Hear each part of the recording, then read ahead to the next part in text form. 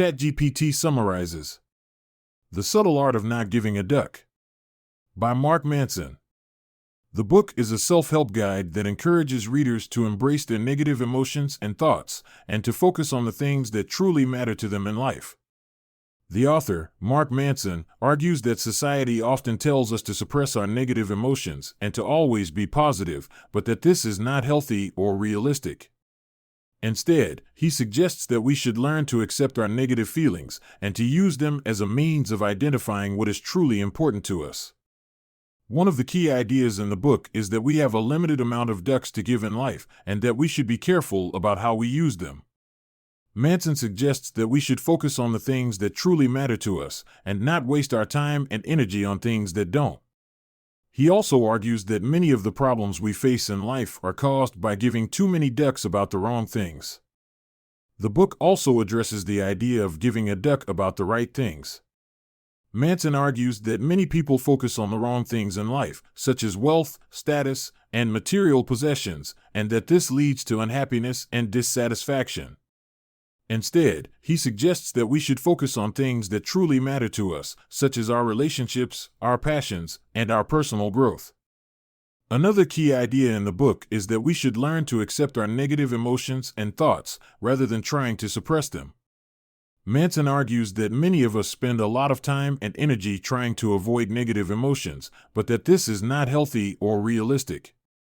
He suggests that we should learn to accept our negative feelings and to use them as a means of identifying what is truly important to us. Manson also talks about the idea of self-improvement and how it's often misguided.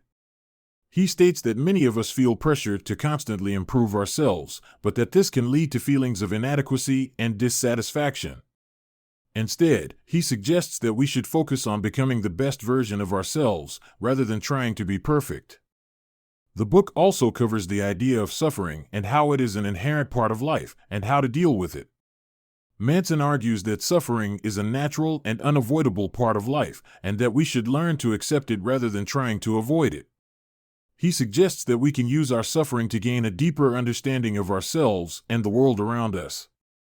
The book also covers the idea of accepting reality and how it can lead to a more fulfilling life. Manson argues that many of us spend a lot of time and energy trying to change the world around us, but that this is often futile. Instead, he suggests that we should learn to accept reality as it is and to focus on the things that we can control. The book also addressed the importance of setting boundaries and how it can help us to live a more fulfilling life. Manson argues that many of us spend too much time and energy trying to please others, and that this can lead to feelings of resentment and dissatisfaction. He suggests that we should learn to set boundaries and to focus on the things that truly matter to us. Finally, the book concludes with the idea that not giving a duck does not mean being apathetic or not caring about anything. Manson argues that it means learning to focus on the things that truly matter to us and to let go of the things that don't.